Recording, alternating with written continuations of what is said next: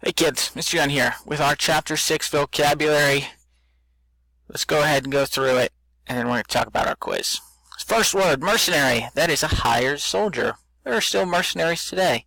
You probably heard of them like Blackwater, private military corporations. But back then, in the context we're talking about, they were Hessians fighting for the British. Recruit, to enlist in the military.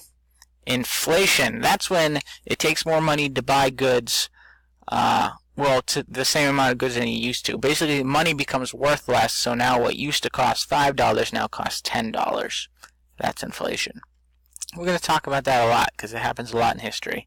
A blockade means a measure that keeps a country from communicating and trading with other nations. Basically, blockading is what Britain did to the United States. The fleet was all around the coast so that we couldn't get anything in or out of the colonies.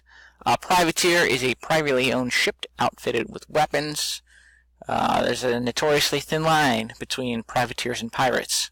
A siege is an attempt to force surrender by blocking the movement of people or goods into or out of a place. It's kind of like, it's very synonymous with a blockade, actually.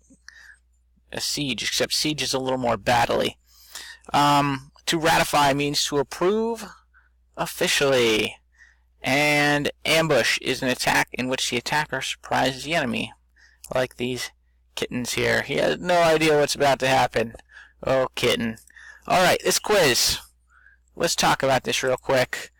Much like, I believe, the prior quiz, there's a little bit of multiple choice, or matching rather, and then there's this sentence thing. You can write 5 unrelated sentences or a short story containing the 5 words. Please be sure to bold the vocabulary words. Listen, I'm having problems with this. Happens every year where kids write one sentence, they call it a story, and they shove all 5 words into this one sentence, and that's an awful story. And don't do that anymore, or I'm going to burn you on points. You're going to get 1 point if you give me a one-sentence story with 5 words Frankenstein hashed into it. Not cool. Knock it off. If you're going to write me a story, it should probably have about 5 sentences in it, at least. So, and remember, if I like it enough, you get bonus points.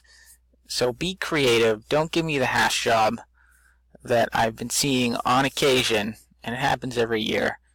Give me a real story. Don't give me one sentence with all 5 words shoved into it. Alright, that's my rant on that. I hope not to see it again. That's it. Tomorrow we start lesson 1. Let me know if you need me. Have a good one.